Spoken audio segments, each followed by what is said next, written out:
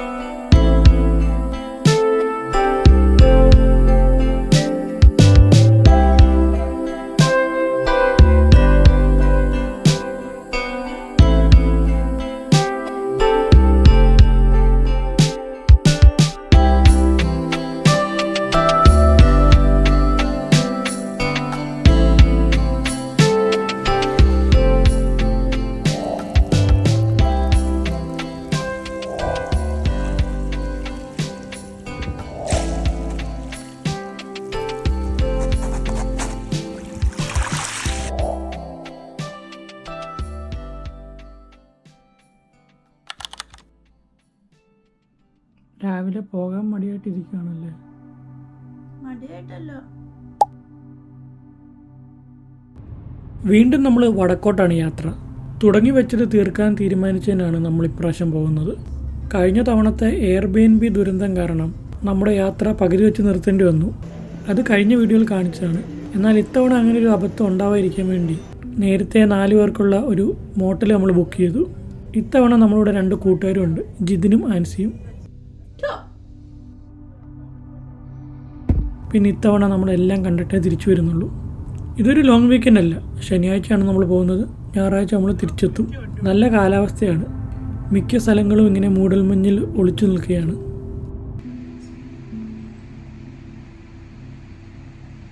നമ്മൾ ആദ്യം പോകുന്നത് കെരിക്കരിയിലെ റെയിൻബോ ഫോൾസ് കാണാനാണ്. ആൻസി ആദ്യമായിട്ടാണ് ഇവിടെ വരുന്നത്. നമുക്കിവിടെ വീണ്ടും വരാൻ അതൊരു എക്സ്ക്യൂസായി. നേച്ചറിൻ്റെ ഭംഗി എത്ര കണ്ടാലും നമുക്ക് മതി വരത്തില്ലല്ലോ, ഒരിക്കലും മടുക്കത്തുമില്ല. ഓരോ വട്ടം കാണുമ്പോഴും അതിൻ്റെ ഭംഗി കൂടുന്ന പോലെ തോന്നുന്നു.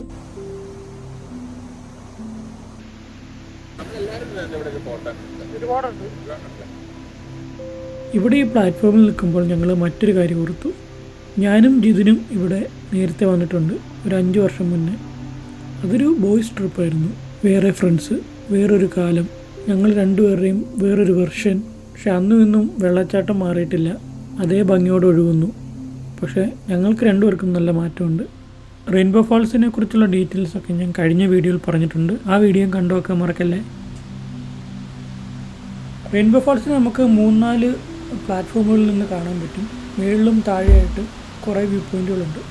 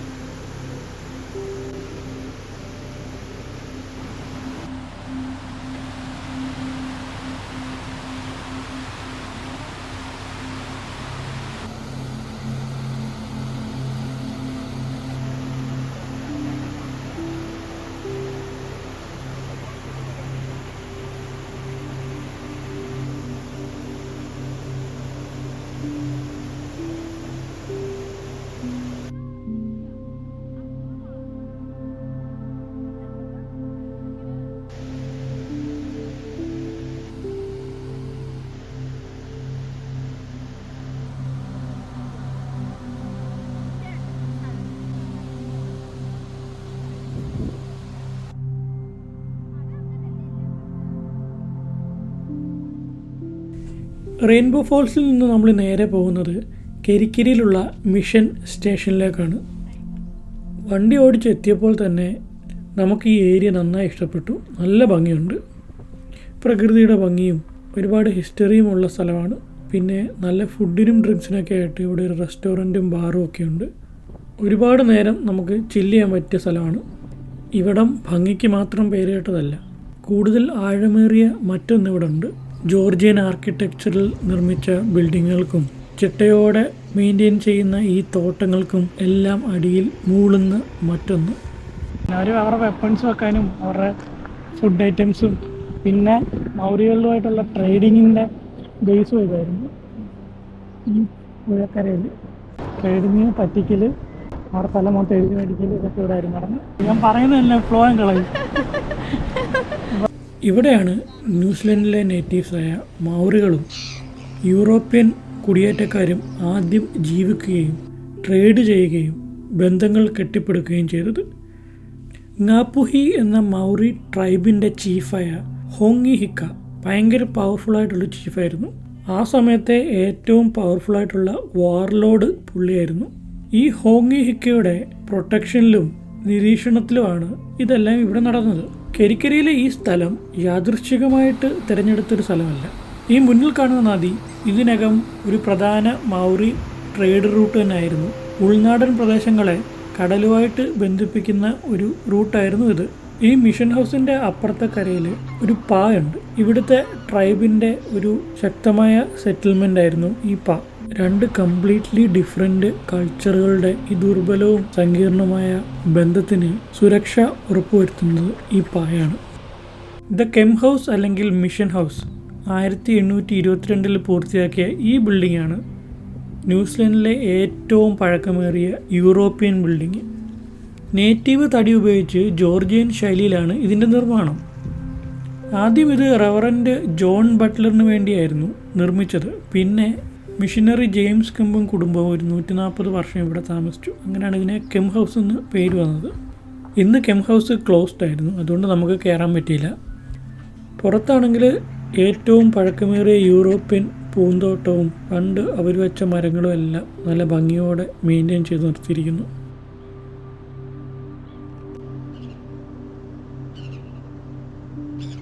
തൊട്ടടുത്ത് തന്നെ 1830കളിൽ പൂർത്തിയാക്കിയ സ്റ്റോൺ സ്റ്റോർ നിൽക്കുന്നു. ന്യൂസിലൻഡിലെ ഏറ്റവും പഴക്കമേറിയ കല്ല് വെച്ച് നിർമ്മിച്ച കെട്ടിടം. ആദ്യം ചർച്ച് മിഷനറി സൊസൈറ്റിയുടെ ഒരു ഗോഡൗണായിട്ടാണ് ഇത് നിർമ്മിച്ചത്, ഒരുപാട് സാധനങ്ങളും വ്യാപാര ചരക്കുകളും ഒക്കെ സൂക്ഷിക്കാൻ. ഇന്നതൊരു കടയായിട്ടും പിന്നെ ഒരു മ്യൂസിയമായിട്ടും പ്രവർത്തിക്കുന്നു. ഇതിനുള്ളിൽ ഒരുപാട് നമുക്ക് ആർട്ടിഫാക്ട്സുകളൊക്കെ കാണാൻ പറ്റും. പണ്ടവർ വലിയ വിലപിടിപ്പോടെ സൂക്ഷിച്ച സാധനങ്ങളും യൂറോപ്യൻസും മൗറികളും അങ്ങോട്ടും ഇങ്ങോട്ടും കൈമാറിയ സാധനങ്ങളും രണ്ട് തികച്ചും വ്യത്യസ്തമായ കൾച്ചറും എക്കോണമീസും അങ്ങോട്ടും ഇങ്ങോട്ടും ഒബ്ജക്റ്റുകളിലൂടെ എങ്ങനെ പരസ്പരം മനസ്സിലാക്കാൻ ശ്രമിച്ചതിൻ്റെ തെളിവുകൾ നമുക്കിവിടെ കാണാം. ഒരുപാട് പ്രശ്നങ്ങളിലൂടെ കടന്നുപോയൊരു ബിൽഡിങ്ങാണിത്. ഒരു ആയുധപ്പുരയായിട്ടും വ്യാപാര കേന്ദ്രമായിട്ടും അങ്ങനെ പല രീതിയിൽ ഇതിനെ ആൾക്കാർ ഉപയോഗിച്ചിട്ടുണ്ട്. ഇവിടെ കാണുന്ന ചെറിയ ആണികൾ വരെ ട്രേഡിൻ്റെ ഭാഗമായിരുന്നു, ഒരിക്കലൊരു ചർച്ചാ വിഷയമായിരുന്നു.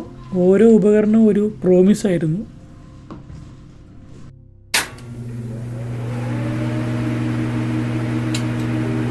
ഇവിടെ വന്നു കഴിഞ്ഞാൽ നമ്മൾ പലയിടത്തും കാണുന്നൊരു പേരാണ് ഹോങ്കി ഹിക്കയുടെ പേര്. ഇവിടെ നടന്ന എല്ലാ കഥകളുടെയും കേന്ദ്രത്തിൽ പുള്ളിയുണ്ട്. ഇവിടുത്തെ ലോക്കൽ ട്രൈബായിരുന്ന ങ്ങാപുഹിയുടെ തലവനും പേരുകേട്ടൊരു വാർലോഡുമായിരുന്നു ഹോങ്കി ഹിക്ക.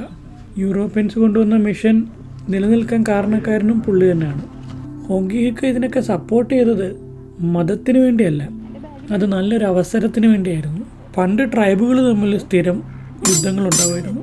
അങ്ങനെ 1807 നടന്ന ഒരു യുദ്ധത്തിൽ ങ്ങാറ്റി വാച്ചുവ എന്ന ഒരു ട്രൈബിനെതിരെ ദയനീയമായി പരാജയപ്പെട്ടു ഹോങ്കി ഹിക്ക. അന്നൊരു കാര്യം പുള്ളിക്ക് മനസ്സിലായി, യുദ്ധത്തിൻ്റെയൊക്കെ രീതി മാറി. തോക്കുകൾ ഇനി ഓപ്ഷനല്ല, അത് അത്യാവശ്യമാണ്. അതിനുശേഷം നടന്നതൊക്കെ ഈ രാജ്യത്തെ തന്നെ മാറ്റിക്കളഞ്ഞു. യൂറോപ്യൻസിൻ്റെ കൂടെ നിന്ന് തോക്കുകൾ കയ്യിലാക്കിയ ഹോങ്കി ഹിക്ക നോർത്ത് മുഴുവൻ തൻ്റെ വേട്ട ആരംഭിച്ചു.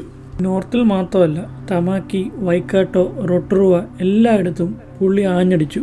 അതിനെ അറിയപ്പെടുന്നത് മസ്കറ്റ് വാർസ് എന്നാണ്. അതിനുശേഷം ഒരുപാട് മാസ് മൈഗ്രേഷൻ നടന്നു. ഏകദേശം 20,000 കൂടുതൽ ആൾക്കാർ മരിച്ചു എന്ന് പറയപ്പെടുന്നു.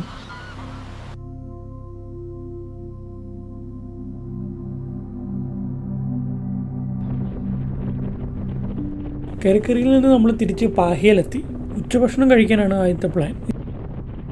ജിമ്മി ജാക്സ് റിബ് ഷാക്കിൽ നിന്നാണ് നമ്മുടെ ലഞ്ച്. ഫുഡിൻ്റെ സൈസ് ഇത്തിരി കുറവാണെങ്കിലും നല്ല ഫുഡ്, നല്ല ഡ്രിങ്ക്സും ആയിരുന്നു. പിന്നെ ഇമ്പോർട്ടൻ്റ് ആയിട്ട് നമുക്ക് കുറച്ച് നേരം വെറുതെ ഇരുന്ന് സംസാരിക്കാനും റിലാക്സ് ചെയ്യാനുള്ള സമയം കൂടെയാണ്. നാളെ ആൻസിയും ജിതിനും കേപ്പറങ്കയിലേക്ക് പോവുകയാണ്. കേപ്പറങ്കയും അതിനടുത്തുള്ള സ്ഥലങ്ങളുമൊക്കെ നമ്മൾ കഴിഞ്ഞ വീഡിയോയിൽ കാണിച്ചതാണ്. ഇവർ രണ്ടുപേരും നോർത്തിൽ തന്നെ സ്റ്റേ ചെയ്യുകയാണ്.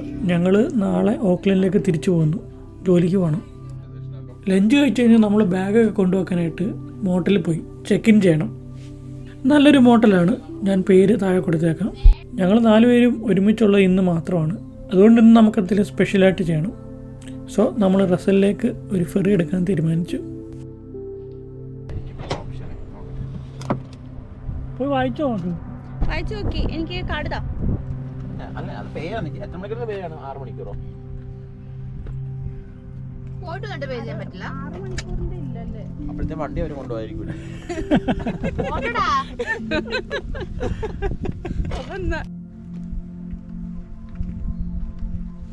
വീക്കെൻഡ് ഫ്രീ ആയിട്ട് വെറുതെ കാശ് കൊടുക്കുന്നു. ജോലിക്ക് പോ, കാശുണ്ടാക്ക്. $15. റസൽ ഐലൻഡ് എന്നാണ് പറയുന്നെങ്കിലും ശരിക്കും ഒരു ഐലൻഡ് അല്ല. റസൽ ഒരു പെനിൻസുലയാണ്. ഒരു ഐലൻഡ് പോലെ നമുക്ക് തോന്നും, കാരണം എപ്പോഴും എല്ലാവരും പല സൈഡിൽ നിന്നും വെള്ളത്തിലൂടെയാണ് റസലിലോട്ട് പോകുന്നത്. റോഡ് മാർഗം പോകാൻ പറ്റും, പക്ഷെ ഒരുപാട് കറങ്ങിപ്പോണം. പിന്നെ ബേ ഓഫ് ഐലൻഡിൻ്റെ നടുക്കായതുകൊണ്ട് റസലിനെ ഐലൻഡ് എന്ന് വിളിക്കുന്നു. പിന്നെ ഒരു ഇൻട്രസ്റ്റിംഗ് ആയിട്ടുള്ള കാര്യം, ന്യൂസിലൻഡിൻ്റെ ആദ്യത്തെ ക്യാപിറ്റൽ റസലിലായിരുന്നു. പിന്നെ അത് ഓക്ലൻഡിലേക്ക് മാറി. പിന്നെ ഓക്ലൻഡിൽ നിന്ന് അതിനെ വെല്ലിംഗ്ടണിലേക്ക് മാറ്റി. ഇപ്പോഴും വെല്ലിംഗ്ടൺ തന്നെയാണ്. 4 പേർക്കുള്ള ടിക്കറ്റ് എടുത്തു. ഇനി ഫെറി വരാൻ വേണ്ടി നമുക്ക് വെയിറ്റ് ചെയ്യാം. പാഹിയിൽ നിന്നും ഒരു 15-20 മിനിറ്റ് ഉണ്ട് റസലിലേക്ക്.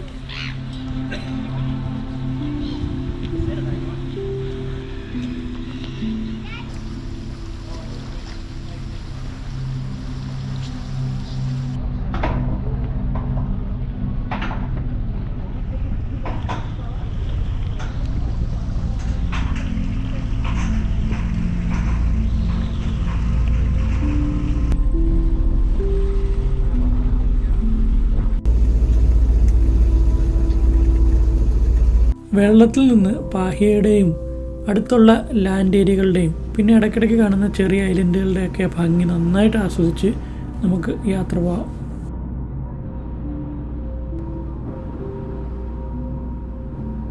നമുക്ക് റസലിൽ ചെന്നിട്ട് പ്രത്യേകിച്ച് വലിയ പ്ലാനുകളൊന്നുമില്ല. ഫ്ലാഗ് സ്റ്റാഫ് ഹില്ലുണ്ട്, അതൊരു ഹിസ്റ്റോറിക് പോയിൻ്റാണ്. അവിടെ നിന്ന് പോകണം. പിന്നെ രാത്രി വരെ ഇവിടെ ചില്ല് ചെയ്യണം, അത്രേ ഉള്ളൂ. ഈ ഫ്ലാഗ് സ്റ്റാഫ് ഹിൽ ഒരു ഫേമസ് സ്ഥലമാണ്. അതിനെക്കുറിച്ചുള്ള കഥകൾ ഞാൻ പിന്നെ പറയാം. റസലിൽ എത്തുമ്പോൾ തന്നെ നല്ല ഭംഗിയാണ്.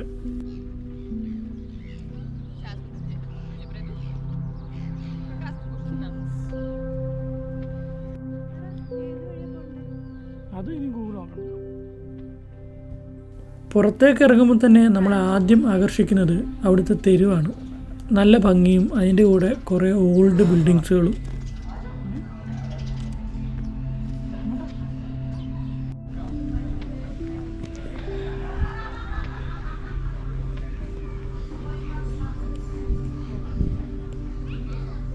ഈ പഴക്കമുള്ള കെട്ടിടങ്ങളിൽ ഏറ്റവും ഫേമസ് ഇതായിരിക്കും, ഡ്യൂക്ക് ഓഫ് മാൽബ്രോ ഹോട്ടൽ. 1837 നിർമ്മിച്ച ന്യൂസിലൻഡിലെ ആദ്യത്തെ ലൈസൻസ്ഡ് ഹോട്ടലാണ് ഡ്യൂക്ക് ഓഫ് മാൽബ്രോ. ഒരു ഫംഗ്ഷൻ നടക്കുന്നുണ്ട്, ഇന്നത് ഫുള്ളും ബുക്ക്ഡാണ്. നമ്മൾ കുറച്ച് നേരം അതിൻ്റെ ഭംഗി ആസ്വദിച്ചു. തിരിച്ചു വരുമ്പോൾ സ്പേസ് ഉണ്ടെങ്കിൽ കയറാം. ന്യൂസിലൻഡിലെ ഓൾഡസ്റ്റ് സർവൈവിങ് ചർച്ചും റസലിലാണ്. 1835 നിർമ്മിച്ചത്. നമ്മളിപ്പോൾ ഫ്ലാഗ് സ്റ്റാഫ് ഹില്ലിലേക്ക് പോവുകയാണ്. ഇച്ചിരി നടക്കാനുണ്ട്, പക്ഷേ വലിയ പാടില്ല. മൈക്കി ഹില്ലിലാണ് ഫ്ലാഗ് സ്റ്റാഫ് സ്ഥിതി ചെയ്യുന്നത്. ഫ്ലാഗ് സ്റ്റാഫിൻ്റെ കഥ ന്യൂസിലൻഡിൻ്റെ ചരിത്രത്തിലെ ഏറ്റവും ഐക്കോണിക്കായ ചെറുത്തുനിൽപ്പിൻ്റെയും റീകൺസിലിയേഷൻ്റെയും ഒരു കഥ തന്നെയാണ്. 1840 നേറ്റീവ്സും യൂറോപ്യൻസുമായിട്ട് ട്രീറ്റി ഓഫ് വൈറ്റാങ്കി ഒപ്പിട്ടു. അതിനുശേഷം ബ്രിട്ടീഷുകാർ ഈ കുന്നിൻ മുകളിൽ മൗറി യുണൈറ്റഡ് ട്രൈബ്സിൻ്റെ കൊടി മാറ്റിയിട്ട് ബ്രിട്ടീഷുകാരുടെ കൊടി വെച്ചു. ട്രീറ്റി ഓഫ് വൈറ്റാങ്കിൽ ആദ്യം ഒപ്പിട്ട മൗറി ചീഫായ ഹോനെഹയ്ക്ക് മൗറി അതോറിറ്റി റീപ്ലേസ് ചെയ്യുന്നൊരു ഫീലാണ് ഇത് കാരണം കിട്ടിയത്. അങ്ങനെ 1847 ആദ്യമായിട്ട് ബ്രിട്ടീഷ് കൊടിമരം അവർ വെട്ടിയിട്ടു. ക്യാപിറ്റൽ ഓക്ലൻഡിലോട്ട് മാറ്റിയതിൻ്റെയും പിന്നെ കസ്റ്റംസ് ഡ്യൂട്ടീസൊക്കെ വന്നതിൻ്റെ എതിർപ്പ് കാരണമാണ് ഇത് വെട്ടിയിട്ടത്. 1845 2 വട്ടം ബ്രിട്ടീഷുകാർ വീണ്ടും കൊടി ഉയർത്തി. എന്നാൽ ഹെക്കെ പുള്ളിക്കാരൻ തന്നെ വന്ന് ഇത് 2 വട്ടം വെട്ടിയിട്ടു. അതിനുശേഷം ബ്രിട്ടീഷുകാർ അവിടെ ഒരു ബേസൊക്കെ ഉണ്ടാക്കി നല്ല പ്രൊട്ടക്ഷനൊക്കെ കൊടുത്തു. ഒരു ബ്ലോക്ക് ഹൗസും സ്റ്റേഷൻ ഗാർഡ്സിനെയൊക്കെ അവിടെ വെച്ചു. എന്നാൽ ഹെക്കയും പിന്നെ സംഘർഷിയായ റൂക്കി ഹൗറ്റിയും കൂടെ ചേർന്ന് ഒരുമിച്ചൊരു പ്ലാൻഡ് അറ്റാക്ക് നടത്തി. കവിറ്റിയുടെ ടീം ടൗണിൽ പോയി കുറച്ച് അലമ്പുണ്ടാക്കി ഈ ട്രൂപ്സിനെയൊക്കെ അങ്ങോട്ട് കൊണ്ടുവരിപ്പിച്ചു. ഇങ്ങനെ ഡൈവേർട്ട് ചെയ്യുന്ന സമയത്ത് ഹെക്കയും ഹെക്കയുടെ ആൾക്കാരോട് ചേർന്ന് വീണ്ടും ബ്രിട്ടീഷുകാരുടെ കൊടി വെട്ടി തറയിട്ടു. ഇത് ഫ്ലാഗ്സ്റ്റാഫ് യുദ്ധത്തിനു അല്ലെങ്കിൽ നോർത്തേൺ വാറിന് തുടക്കമിട്ടു.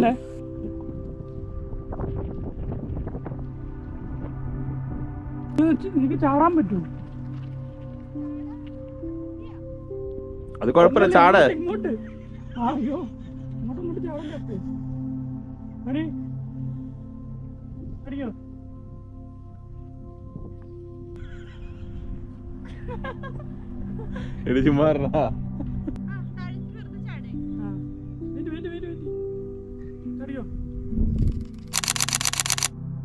യുദ്ധത്തിന് ശേഷം ബ്രിട്ടീഷ് ഗവൺമെന്റ് ഫ്ലാഗ്സ്റ്റാഫ് വീണ്ടും പുനഃസ്ഥാപിക്കാൻ വലിയ ഇൻട്രസ്റ്റ് ഒന്നും കാണിച്ചില്ല. അതിന് കാരണം കൂടുതൽ ആക്രമണം ഉണ്ടാവുമെന്നുള്ള പേടികൊണ്ട് തന്നെയാണ്. ഈ പ്രശ്നങ്ങളൊക്കെ നടന്ന് 12 വർഷത്തിന് ശേഷം കവിറ്റിയുടെ മകനും അനുയായികളും എല്ലാം കൂടെ ചേർന്ന് ഒരു 400 വോറിയേഴ്സ് ഉണ്ട്. അവരെല്ലാവരും കൂടെ ചേർന്ന് 5ാമത്തെ ഒരു ഫ്ലാഗ് പോൾ ഉയർത്താൻ തീരുമാനിച്ചു. അതിനെ അവർ വിളിച്ചത് 2 ജനതകൾ തമ്മിലുള്ള ഐക്യം അല്ലെങ്കിൽ യൂണിറ്റി ബിറ്റ്വീൻ 2 പീപ്പിൾ എന്നാണ്. അങ്ങനെ സമാധാനത്തിൻ്റെയും ഗുഡ് വില്ലിൻ്റെയും സിമ്പലായിട്ട് അതവിടെ ഉയർന്നു. നല്ലൊരു നടത്തവും കാഴ്ചകളൊക്കെ കണ്ടു കഴിഞ്ഞിട്ട് നമ്മൾ റസൽ ടൗണിലേക്ക് തിരിച്ചു വന്നു. നല്ല മിനുസമാർന്ന കല്ലുകൾ നിറഞ്ഞ ബീച്ചാണിത്. നല്ല രസമാണ് കണ്ടുകൊണ്ടിരിക്കുക. പെറുക്കി വീട്ടിൽ കൊണ്ടുവന്ന് തോന്നുന്നു.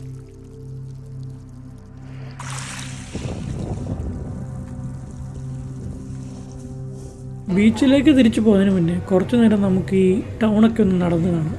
ഇത്ര ഭംഗിയും മനോഹരമായി കിടക്കുന്ന ഈ ടൗൺ ഒരിക്കൽ പസഫിക്കിൻ്റെ ഹെൽ ഹോളാണ് അറിയപ്പെട്ടിരുന്നത്. അങ്ങനെ പറഞ്ഞാൽ ആരെങ്കിലും വിശ്വസിക്കും. 1830കളിൽ ഇപ്പോഴത്തെ റസൽ അതിരുകടന്ന നിയമലംഘനത്തിനും ദുർനടത്തയ്ക്കും മറ്റു പ്രശ്നങ്ങൾക്കും ഇൻഫേമസ് ആയൊരു ടൗണായിരുന്നു. 1830കളിൽ തെക്കൻ ഹെമിസ്ഫിയറിൽ തിമിംഗല വേട്ടയ്ക്ക് ഏറ്റവും പേരുകേട്ട ഒരു പോർട്ടായിരുന്നു റസലിൻ്റേത്. മിക്ക ദിവസങ്ങളിലും ഡസൻ കണക്കിന് കപ്പലുകൾ ഇവിടെ എത്തുമായിരുന്നു. കടലിൽ മാസങ്ങൾ ചെലവഴിച്ചതിന് ശേഷം വിശ്രമം ആഘോഷിക്കാൻ വേണ്ടി ഇവിടെ എത്തുമായിരുന്നു ഈ നാവികരല്ല. അതും കൂടെ ആയപ്പോൾ ഇവിടുത്തെ പോപ്പുലേഷൻ കുറച്ച് പ്രശ്നമായിരുന്നു. ഈ തിമിംഗല വേട്ടക്കാരും നാവിഗേറ്ററുകളും കച്ചവടക്കാരും സാഹസികരും പിന്നെ ഓസ്ട്രേലിയയിൽ നിന്നൊക്കെ ഒളിച്ചോടി ഇവിടെ എത്തിയ ഒരുപാട് ക്രിമിനൽസുകളും എല്ലാവരും ചേർന്ന് നല്ല അഴുക്ക സ്ഥലമായിരുന്നു ഇവിടെ. വയലൻസും നിയമലംഘനവും എല്ലാം ഡെയിലി. തമ്മിത്തല്ലും മത്സരങ്ങളും കൊലപാതകങ്ങളും എല്ലാം ഒരുപാട് നടന്ന സ്ഥലമായിരുന്നു. 1835 HMS ബീഗിൾ എന്ന കപ്പലിലൂടെ പ്രശസ്തനായ ചാൾസ് ഡാർവിൻ ഇവിടെ എത്തിയിരുന്നു. അന്നിവിടെ വന്ന ഡാർവിന് ഇതൊട്ടും ഇഷ്ടപ്പെട്ടില്ല. The very refuse of society എന്നാണ് ഇവിടെ ഉള്ളവരെ പുള്ളി പറഞ്ഞത്. ഇപ്പോൾ റസൽ നമ്മുടെ കണ്ണിനും മനസ്സിനും എല്ലാം കുളിര് നൽകുന്ന മനോഹരമായൊരു സ്ഥലമാണ്.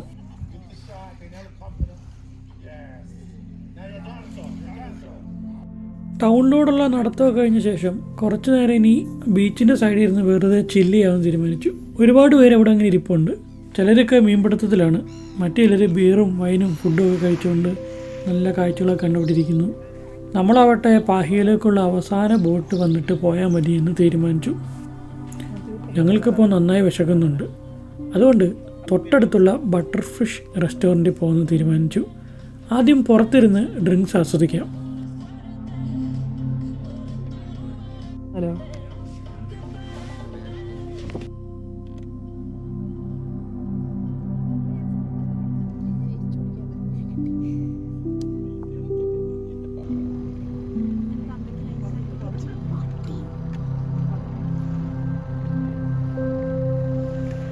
സൂര്യൻ അസ്തമിക്കുന്നു. നല്ല ഭംഗിയുള്ള കാഴ്ചയാണ് ഇവിടുന്ന്. ഓരോ കഥകളൊക്കെ പറഞ്ഞുകൊണ്ട് ഞങ്ങൾ ഈ മനോഹരമായ കാഴ്ചയും ആസ്വദിച്ച് നല്ല അടിപൊളി ഡ്രിങ്ക്സും കുടിച്ചിരിക്കുന്നു.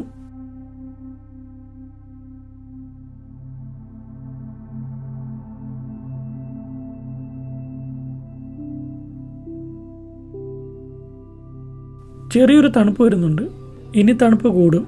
അതുകൊണ്ട് ഡ്രിങ്ക്സ് കഴിച്ച ശേഷം നമ്മൾ ഫുഡ് കഴിക്കാൻ വേണ്ടി ഉള്ളിലേക്ക് കയറിയിരുന്നു. അവരുടെ ഇന്നത്തെ സ്പെഷ്യൽ ഫുഡ് തന്നെ നമ്മൾ ഓർഡർ ചെയ്തു. നല്ല ടേസ്റ്റുള്ള ഫുഡായിരുന്നു. അവിടെയും കുറേ നേരം ഇരുന്നു, കഴിച്ചു, സംസാരിച്ചു. അല്പസമയത്തിന് ശേഷം റസലിനോട് യാത്ര പറയാനുള്ള സമയമായി. നമ്മുടെ ഫെറി എത്തിക്കഴിഞ്ഞു. ഈ രാത്രിയായിട്ടും ഇവിടെ ഫിഷിങ്ങിന് ആൾക്കാരുണ്ട്. ഒരിക്കൽ നരകം പോലെ കിടന്ന ഈ ടൗൺ ഇപ്പോൾ എല്ലാവർക്കും സമാധാനവും ശാന്തതയും നൽകുന്നു.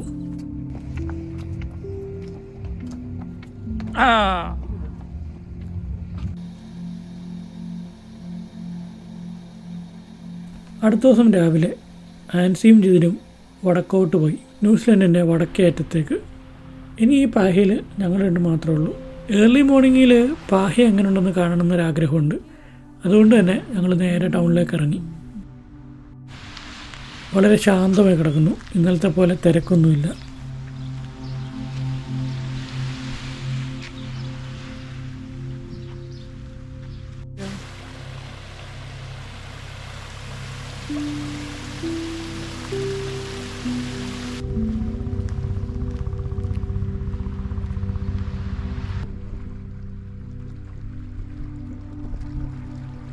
രാവിലെ ആണെങ്കിലും വ്യത്യസ്തമായ ഓരോ ആക്ടിവിറ്റികളിൽ ഏർപ്പെട്ടിരിക്കുന്ന ആൾക്കാരെ നമുക്കിവിടെ കാണാം. ഓടാൻ വരുന്നവരുണ്ട്, നീന്താൻ വരുന്നവരുണ്ട്, പിന്നെ ബോട്ട് തൊഴിഞ്ഞ് നടക്കുന്നവരുണ്ട്. ഇടയ്ക്ക് ഞങ്ങളെപ്പോലെ ഇങ്ങനെ അലഞ്ഞെറിഞ്ഞ് നടക്കുന്ന 2-3 പേരുണ്ട്. ഇങ്ങനെ നീന്തിപ്പോകുന്നവരെ കാണുമ്പോൾ എനിക്കൊരു വിഷമം തോന്നും. നീന്തൽ അറിയത്തില്ലല്ലോ എന്നൊരു വിഷമം. എന്നേലും ഒരിക്കൽ നീന്തൽ പഠിക്കുമെന്നും പറഞ്ഞ് ഇരിക്കുന്നതല്ലാതെ ഇതുവരെ പഠിച്ചിട്ടില്ല. ചില കാര്യങ്ങൾ അങ്ങനെയാണ്, നമ്മളിനി ചെയ്യുമെന്ന് പറഞ്ഞിരിക്കും, പക്ഷെ ചെയ്യത്തില്ല.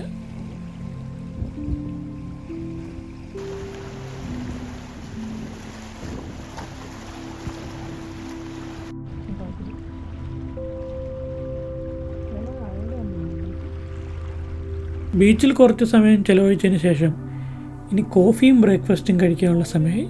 ഇനി അതിൻ്റെ ഹണ്ടിങ്ങിലാണ്.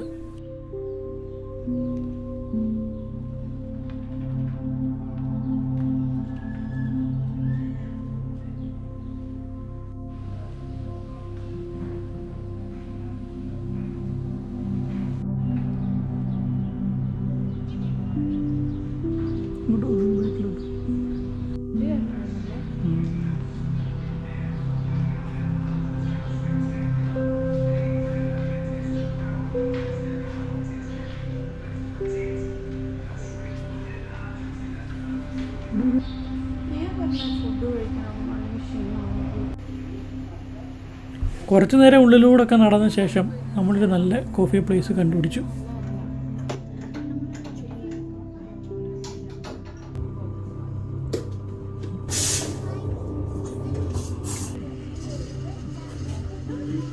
അവിടുന്ന് കോഫിയും കുറച്ച് ഫുഡും മേടിച്ച് നമ്മൾ നേരെ ബീച്ചിനടുത്തോട്ട് പോവാണ്. വരുന്ന വഴിക്ക് അവിടെ ഒരു പിയാനോ ഇരിപ്പുണ്ട് ബീച്ചിൻ്റെ സൈഡിൽ. അതിനടുത്ത് പോയി കഴിക്കാൻ തീരുമാനിച്ചു. അവിടെ നമ്മൾ ബീച്ചും കാണാം. അതിലേ പോകുന്ന കുട്ടികളും ആൾക്കാരും ഒക്കെ ഇടയ്ക്ക് പിയാനോ എടുത്ത് വായിക്കുന്നുണ്ട്. ഞാനും വിട്ടുകൊടുത്തില്ല, അറിയാത്ത രാഗത്തിൽ വെച്ചൊന്ന് കാച്ചി.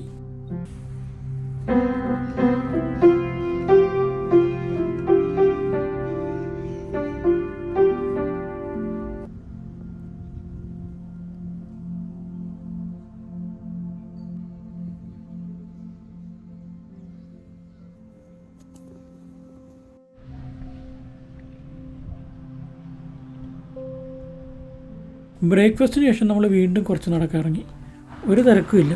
ഇവിടെ മറ്റൊരു പള്ളിയുണ്ട്, അതും ന്യൂസിലൻഡിൻ്റെ ചരിത്രത്തിൻ്റെ ഭാഗമാണ്.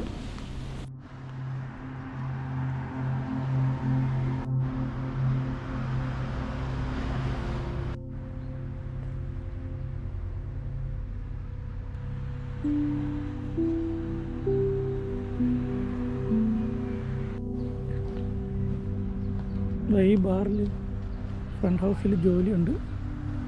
അപ്പോൾ അപ്ലൈ ചെയ്യുന്നു. മാർസ്റ്റൺ ക്രൂസ് പ്രൈവറ്റ്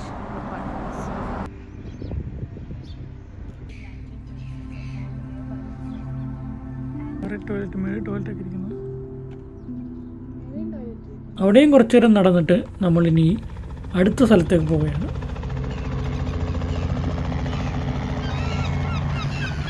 കഴിഞ്ഞ വട്ടം മിസ് ചെയ്ത മറ്റൊരു സ്ഥലം. നേരെ പോകുന്നത് ഒരു പോപ്പുലർ ഡെസ്റ്റിനേഷനിലേക്കാണ്, ഫാങ്ങറെ ഫോൾസ്. ഇവിടെ വരുന്നവരെല്ലാം ഒരിക്കലും മിസ് ചെയ്യാത്തൊരു സ്ഥലമാണിത്. ഈ സ്ഥലം എന്തുകൊണ്ട് ഫേമസ് ആവാൻ കാരണം എന്നറിയോ? ഈ വാട്ടർഫോളിൻ്റെ അവിടെ വെള്ളം വീഴുന്ന സ്ഥലത്ത് ഈലും പിന്നെ ഫ്രഷ് വാട്ടർ ക്രേഫിഷും കിട്ടുമായിരുന്നു, പ്ലെൻറ്റി ഓഫ് ദം. അതാ അപ്പോൾ ലോക്കൽ മൗറീസ് അവിടെ ട്രാപ്പ് കീപ്പ് ചെയ്തിട്ട് പിടിക്കുമായിരുന്നു.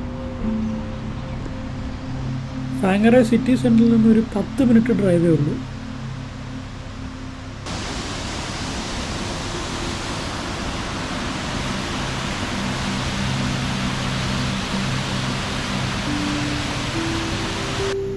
26.3 മീറ്റർ ഉയരമുള്ള ഒരു ഗംഭീര കർട്ടൻ വെള്ളച്ചാട്ടം എന്നാണ് ഇതിനറിയപ്പെടുന്നത്.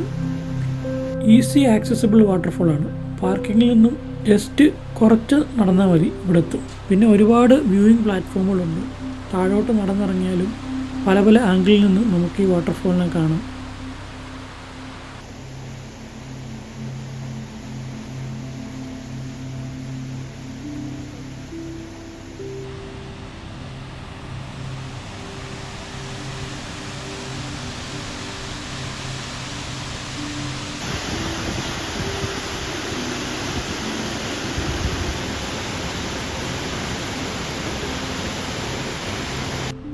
നേറ്റീവ്സായ മൗറികൾക്ക് ഇതൊരു ഹീലിംഗ് വാട്ടറാണ്. അതായത് ഇവിടുത്തെ ഈ വെള്ളം വന്നു വീഴുന്ന കുളത്തിൽ ഇറങ്ങി കുളിച്ചു കഴിഞ്ഞാൽ അവരുടെ മുറിവുകൾ ഉണങ്ങുമെന്നൊക്കെയാണ് അവർ വിശ്വസിക്കുന്നത്. 1920കളിൽ ഈ ഏരിയ മൊത്തം ഒരു ഫേമസ് ക്ലോക്ക് കളക്ടറായിട്ടുള്ള ആൾ പർച്ചേസ് ചെയ്തു. ഈ വാട്ടർഫാളും കൂടെ അടങ്ങുന്ന ഈ ഏരിയ എന്തിനാണ് അയാൾ മേടിച്ചത്? ഈ വാട്ടർഫാളിനെ ഒരു കൊമേഴ്ഷ്യൽ വാട്ടർ മില്ലാക്കി മാറ്റാനുള്ള പ്ലാനിനെ തടയാൻ വേണ്ടിയാണ് പുള്ളി ഇത് ചെയ്തത്. അങ്ങനെ ചെയ്തതിലൂടെ ആ വ്യക്തി ഈ വാട്ടർഫാളിനെയും ഈ ഏരിയയും സംരക്ഷിക്കുകയാണ് ചെയ്തത്.